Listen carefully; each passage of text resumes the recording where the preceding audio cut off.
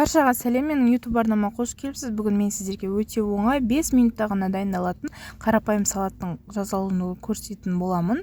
Ештеңені қайнатып күтудің қажеті жоқ, қыздар. Ең алдымен бізге осындай свежий огурцы керек. Соленый емес, свежий болса жақсы.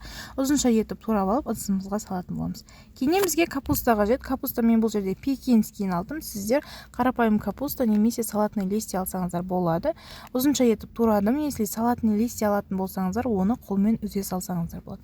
Кейіннен копченый колбаса немесе индейка, сондай копченый зат қолданасыздар. Қосып, одан кейін жұмыртқа салдым. Жұмыртқаны да қайнатуға уақытым жоқ дейтін болсаңыздар, қыздар кәдімгі омлет ретінде қуырып қолдана берсеңіздер болады. Кейіннен үстінен кукуруз қостым, одан кейін майонез, соз, бұрышын дәміне қарай қосасыздар да араластырып жей бересіздер. Негізі қыздар түрі әдемі болсын десеңіздер, кішкене укроп немесе көкпияз қосып жерсеңіздер болады, қыздар. Міндетті түрде жасап көріңіздер, ас болсын.